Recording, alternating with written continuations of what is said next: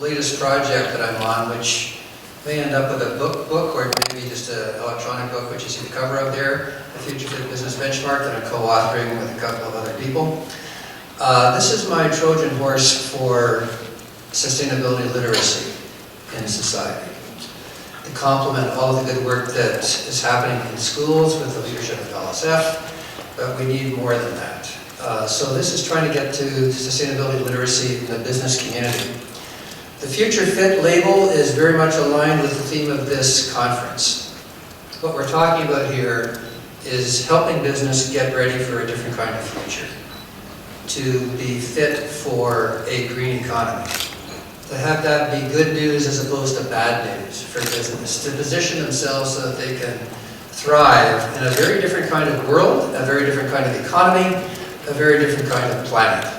So that's what this is intended to do. It's being driven by two questions that have been nagging me for about 15 years.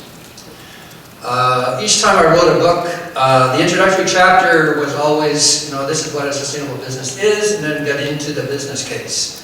I was always a little bit mystified by the fact that there were so many different definitions of what a sustainable business looked like.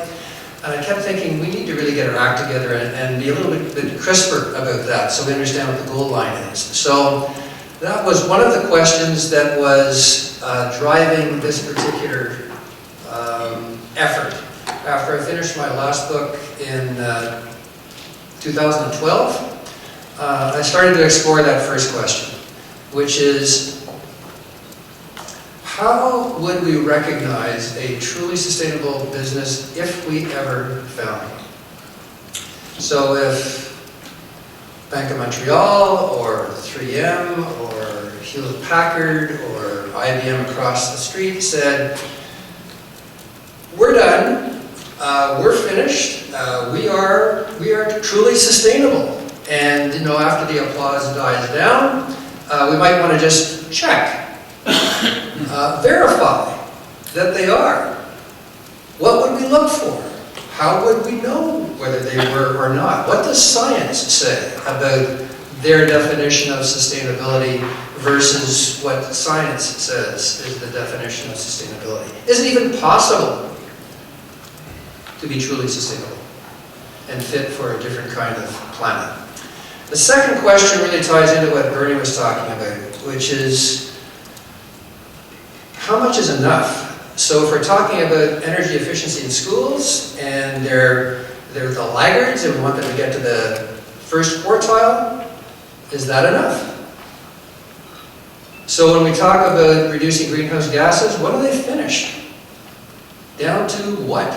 When we talk about using water differently, what does the ideal amount of water use look like? How do we define that? So we are making progress. We are making good progress in the business community on this stuff, but it's way too slow. So we've got to crank up a sense of urgency. And one way to do that is to help companies understand that right now, when they're being rated and ranked by organizations like Corporate Knights, that puts up the Global 100 each year of the 100 most sustainable companies on the planet, they're really comparing the performance of companies to other companies. And understandably, applauding companies that are a little bit ahead of the curve. Some companies also compare themselves to where they were last year. So the progress that they're making, the continuous improvement that they're making. Some companies also say this is our goal for where we'd like to be in a few years and whether we're on track to make it to that. So there are three different benchmarks that are in play: historic, future, and comparing to other organizations. We want to bring in a fourth benchmark, which is where you need to be if we're going to come out of this alive. If we're going to be able to sustain business on this planet as well as other things. So what does science say about that? So there's a future fit business definition, which is really framed by this way of showing the three elements of sustainability: the environment, society, and business. And it's pretty clear from this that business and society are wholly owned subsidiaries of the environment. that the environment is too big to fail. This is something we need to indelibly imprint in the minds of not only school children, but all of us on the planet. We've kind of lost track of this. We're on a spaceship. We need to start behaving like we're on a spaceship. So, in effect, if a business is to be truly sustainable, it needs to be able to add value to the environmental, social, and economic dimensions of the planet throughout its value chain, the upstream supply chain and the downstream use chain.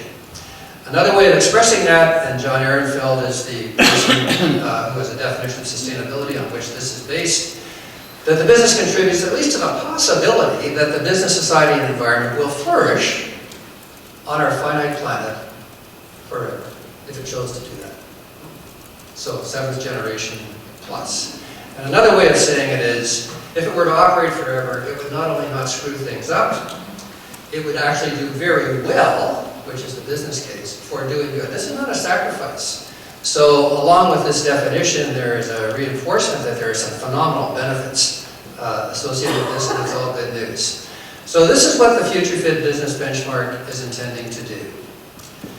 Based on best available science, that's environmental science, social science, ethics, human rights, it defines the necessary and sufficient set of goals and ways of measuring our progress, they're key performance indicators, so KPIs, for any company, regardless of size, regardless of sector, that wants to be fit for the future on a different kind of planet.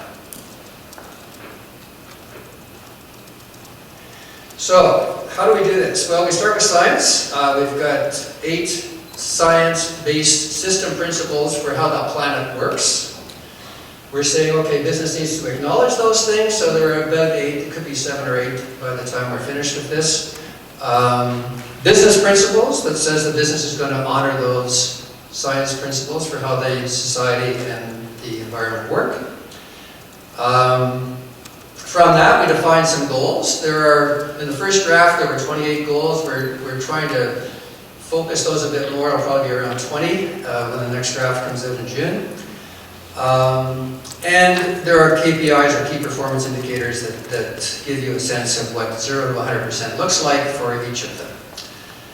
So that's where we're going with this. As you can see in the bottom right-hand corner, we put a public draft of this out last October. This is after 2 or 3 years' work by some of us on it.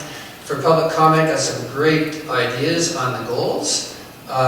In about 3 weeks, we'll be putting out a second public draft for comment. I encourage all of you to take a look at it. The URL at which it can be located is the one that you see in yellow. And that'll put out not only the goals, refined goals, as well as the key performance indicators associated with each of those.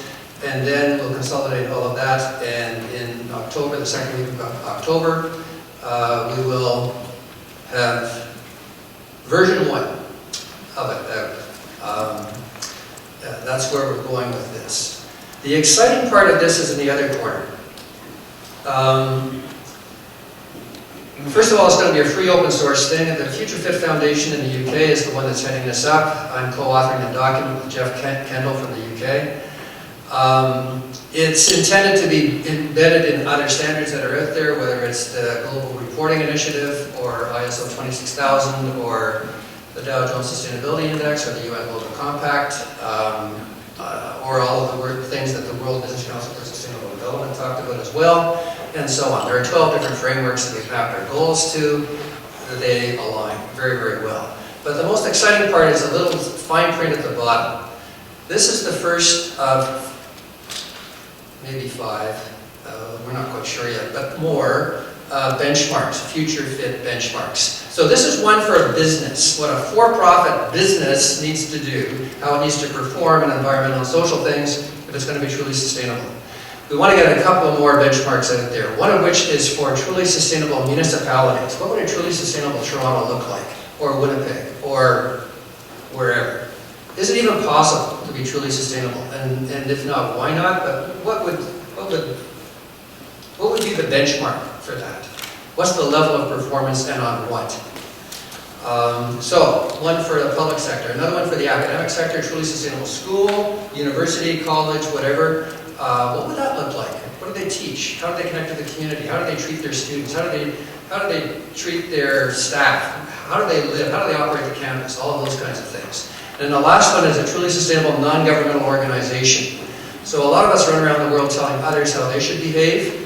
I think it would be useful for all of us to actually walk the talk, as Minister Murray was talking about trying to do himself on this. What would a truly sustainable non-governmental organization look like? How would they operate? What would they do? How would they do it? So those are the three different sectors that we want to be able to come up with benchmarks by 2017. So 2015, this year, get the one out for business. 2017, get one out for the academic sector, the public sector, and for the civil society sector. Maybe a fourth one as well as for what a truly sustainable household looks like. That one's going to be a killer.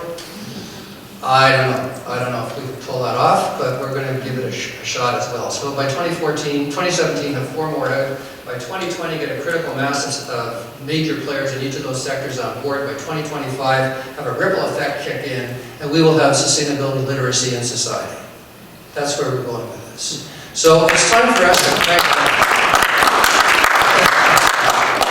The sense of urgency needs to be shared by others. We need to crank up what we're doing, start kicking ass a little bit, putting a stake in the ground and saying, look, it's great that you're doing really, really well, but that's the goal line. How are we going to get there? And work together on doing that with all of the resources that I think we collectively can bring to the table. So we're going to do this. Thank you.